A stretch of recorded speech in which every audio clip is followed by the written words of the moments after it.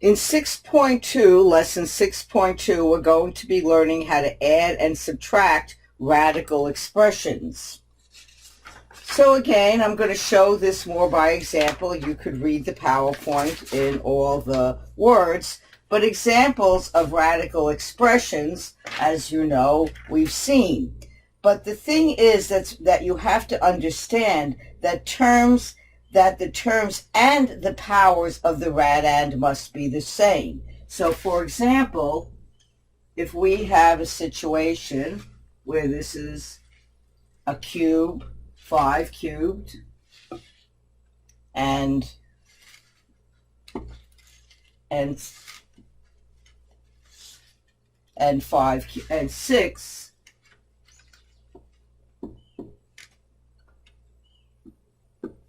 because these are the same, and I mean exactly the same.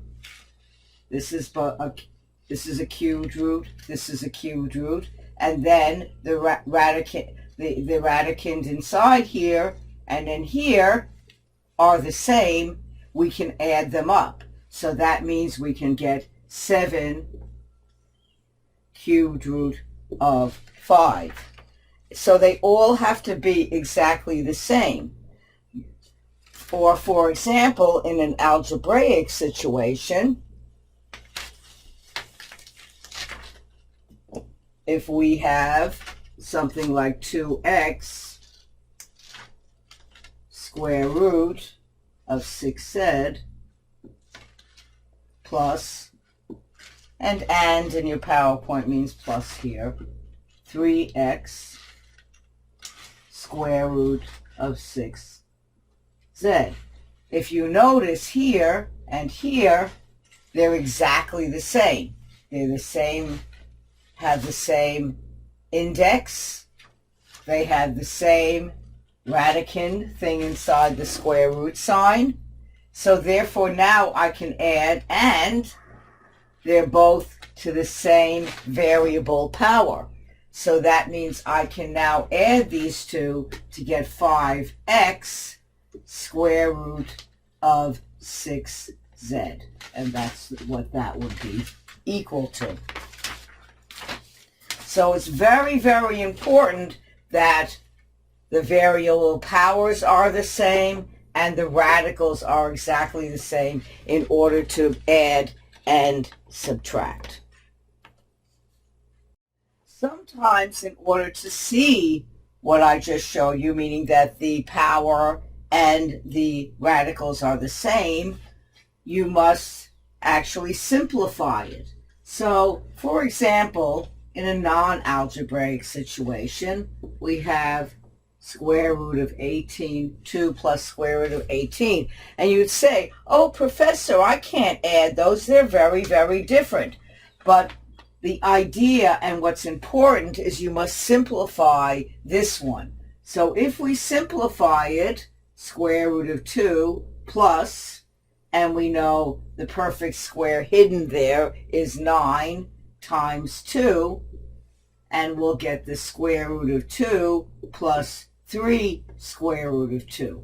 So as you see, we have the square root of 2 in both of them, and now we can add them up in order to get 4 square root of 2.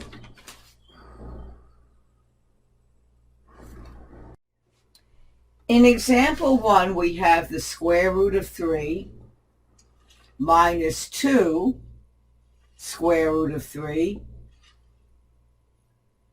plus 4 square root of 5 minus 3 square root of 5.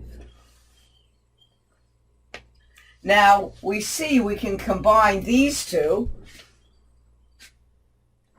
and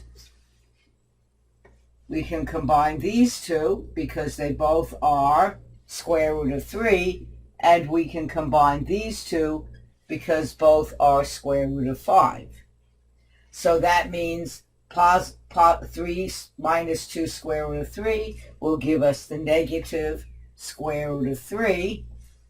And the next one, we have 4 minus 3, so that'll give us plus square root of 5.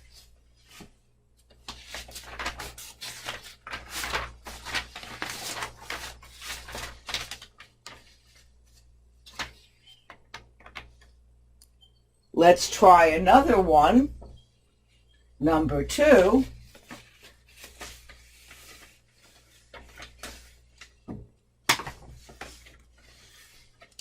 So here we have the square root of 20 plus 5 square root of 5 plus 5 square root of 2. Now here's a situation where you have to actually do some simplification. So 20 I can simplify because there's a perfect square hidden in there, and that is 4. So 4 times 5 will give me 20, and that means that I can pull out the 4 and get square root of 5 here, and then I can add that plus 5 square root of 5, but in this next part, 5 square root of 2 remains. Now these two I can combine to get 7 square root of 5, but this one I cannot do anything with, so it just travels along until I get this as my final answer. I cannot reduce it or combine it any further.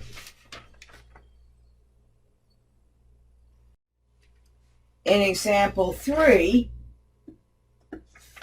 we have 3 square root of 20 plus square root of 150 minus 5 square root of 45. So now what we're going to do is we're going to look for, because it looks like we have to, see if we can simplify this. So, well, I'm going to break it down. So I see 3, 4 times 5, there's my perfect square, plus 25 times 6, there's my perfect square.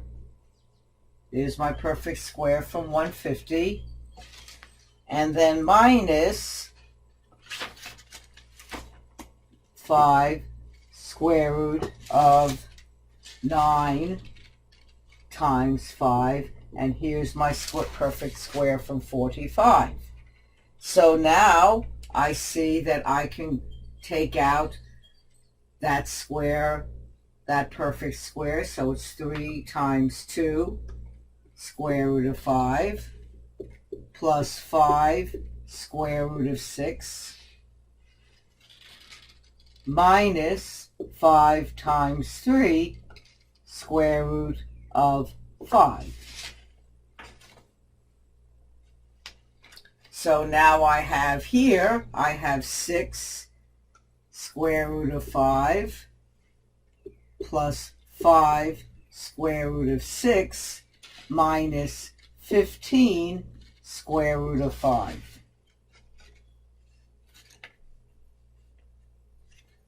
So now the two that I can combine, well, I can combine these two because they have the same square root, and that means that I get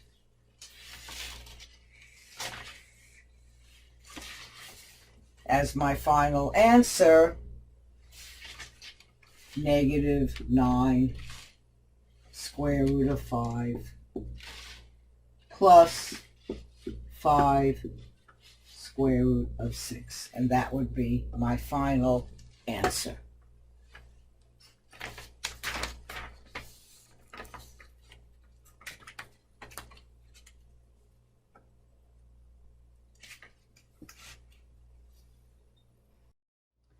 Similarly for 4, I have 3 square root of 27 plus square root of 75.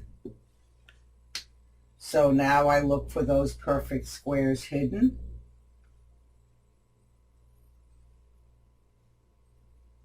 And here I have 25 times 3.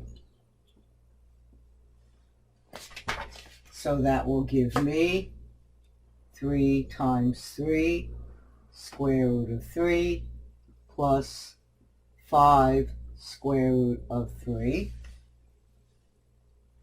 And that will give me 3 times 3 is 9 square root of 3 plus 5 square root of 3. So after that simplification, we see here that we have indeed the same radical.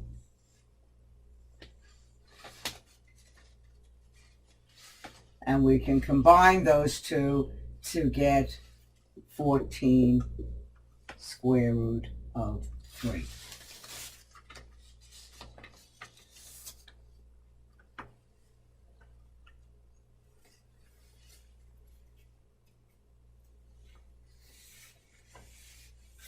For number 5,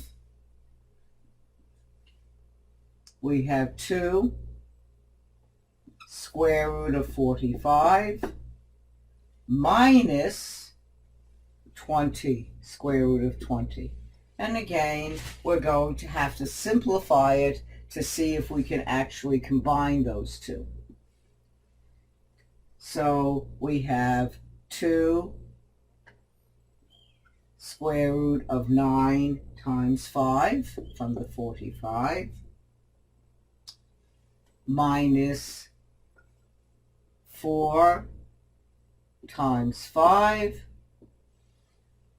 So now we take out the perfect square, 2 times 3, square root of 5 minus 2, square root of 5, and that will be equal to 6 square root of 5 minus 2 square root of 5.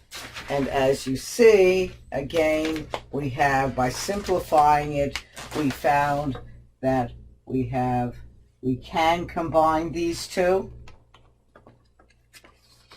and we get 4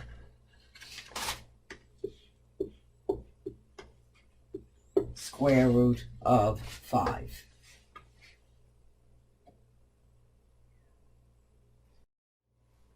For the next ones, we're going to look for situations, or look at situations where there are variables. So in number 6, we have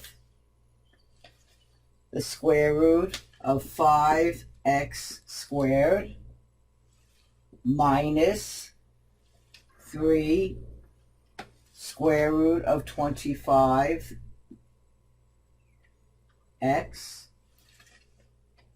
So again, we have to simplify. That's why simplification is very important, because it's not obvious if we can combine these until we simplify it.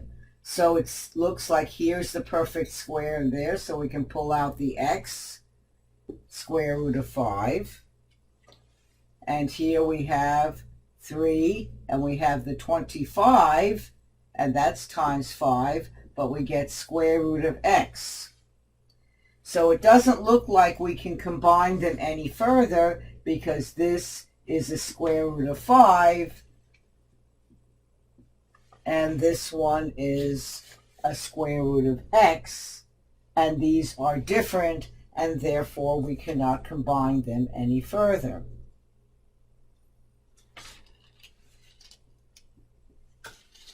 In number 7, we have negative 2 square root of 25y plus 36, square root of 36 plus square root of 36y minus 4 square root of 4y. So here it looks like we do have to do some simplification to see if indeed we can find what we can combine and what we can't combine. So here we have negative 2 times 5 because of the square root of 25, so we have the square root of y. Here we have plus 36 is a perfect square also, so that's going to be 6 square root of y. And it turns out 4 is also a perfect square, square root of y. So now we have negative 2 times 5 is negative 10 square root of y plus 6 square root of y minus 8 square root of y. And it turns out in this one, all of the y's and all the powers are the same. So we have the same y's, same y, same y, and these are all constants. So therefore we can just combine all of these together to get negative 12